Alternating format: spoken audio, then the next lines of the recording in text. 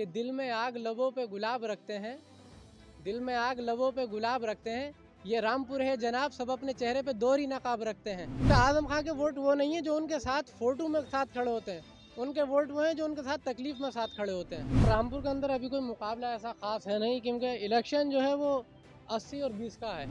वो कहते हैं कि साहब अब्दुल दरी नहीं बिछाएगा, अब्दुल दरी बिछाएगा, लेकिन वो अब्दुल दरी नहीं बिछाएगा तो पिटेगा। चुनाव तो ना वो कल जीत पाते ना आज जीत पाएंगे। भरोसा स्टिकर जैसा होता है जो दूसरी बार पहले जैसा चिपकता नहीं है, तो भरोसा करना थोड़ा मुश्किल है।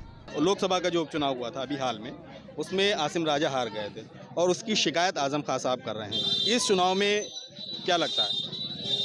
देखिए, शिकायत भी हमेशा अपनों से ही करी जाती है, गैरों से करने का अधिकार भी नहीं होता है। और कोई भी चुनाव गैम्बल होता है, गारंटी तो नहीं होती है कि कौन जीत रहा है।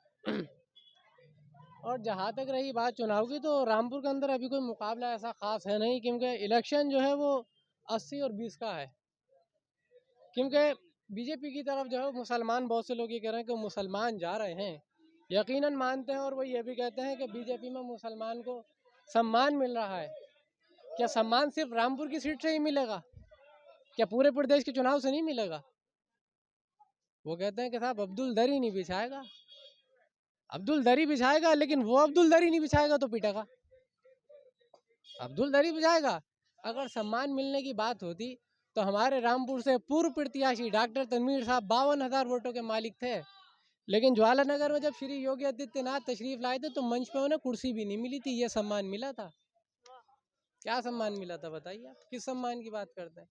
भरोसा खाली सिर्फ रामपुर की सीट के लिए है कि रामपुर की सीट जीतेगी तो सम्मान भी मिलेगा, कारोबार भी होगा। पूरे प्रदेश में आप पिछले 7 साल से भी हैं और सेंट्रल में भी हैं, क्या रोजगार मिला, क्या काम मिला बताइए?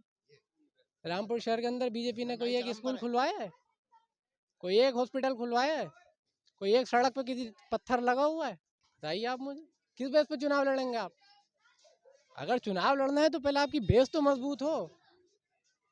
बुनियाद मजबूत होती है, लेकिन बुनियाद से ज्यादा नीचे की जमीन मजबूत होना चाहिए। आपकी तो ना बुनियाद मजबूत है ना जमीन मजबूत है। लोकसभा का उपचुनाव तो वो जीत गए, अगर उनकी बुनियाद मजबूत नहीं तो कैसे जीत ली? साहब वो कहीं ना कहीं हमारे अपने लोगों की गलती थी, वरना चुनाव तो ना वो कल जीत पाते ना आज जीत पाएंगे। हम अभी भी कह रहे हैं, अगर चुनाव निष्पक्ष होएगा, और पब्लिक से भी हमारी अपील है कि आप देखिए, आर्मी होती है देश की सुरक्षा के लिए और पुलिस होती है समाज की सुरक्षा के लिए। तो हम ये दोनों तबके मिलते तो चुनाव में आते हैं। तो हम ये करते हैं कि अगर हमारे नौजवान रामपुर की आवाम प्रशासन का सहयोग करे और प्रशासन आवाम का सहयोग करे और निष्पक्ष चुनाव होने दें, तो मैं आपको लिख के दे रहा हूँ 40 से 60 हज़ार की लीड कहीं नहीं जाएगी। क्या लगता है चुनाव निष्पक्ष होगा? उम्मीद पे तो दुनिया कायम है, क्योंकि भरोसा स्टिकर जैसा होता है जो दूसरी बार पहले जैसा चिपकता नहीं है, तो भरोसा करना थोड़ा मुश्किल है। अच्छा, अभी जब हम नाला पार हैं, यहाँ दो सभाएं हो रही हैं। एक आजम खान साहब की सभा जो हुई है, और उससे पहले यहीं का एक जो इलाका है, मोहल्ला है, वहाँ पर अफरीदियान कोई मोहल्ला पड़ता है यहाँ पर शायद, वहाँ पर आकाश सक्सेना की एक सभा हुई है। वो सभा भी जो है, जो मुस्लिम समुदाय के लोग हैं उन्होंने ही आयोजित की है वहाँ पे। तो क्या आजम खान के जो वफादार लोग हैं, उनके साथ में जो रहने वाले लोग हैं, समाजवादी पार्टी के साथ में रहने वाले लोग हैं, क्या वो थोड़ा उनसे छिटक रहे हैं? जिसका अभी उन्होंने जिक्र भी किया था कि हमारे कुछ वफादार लोग हैं वो छोड़ के जा रहे हैं। वो वफादार नहीं है।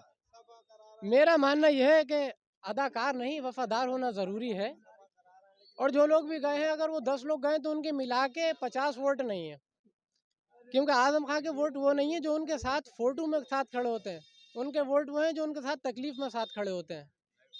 वो वोट नहीं है। आजम खां का वोट जो है बीड़ी बनाने वाले हैं, रिक्शा चलाने वाले हैं, फोड़ा चलाने वाले हैं, मजदूरी करने वाले हैं, जरी का काम करने वाले हैं, ये आजम खां के वोटर हैं।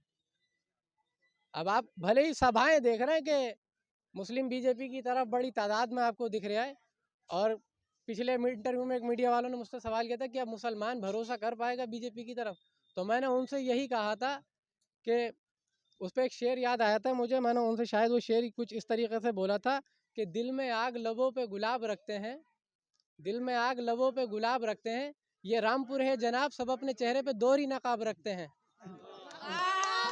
तो वोट नहीं मिलेगा, वोट नहीं मिलेगा।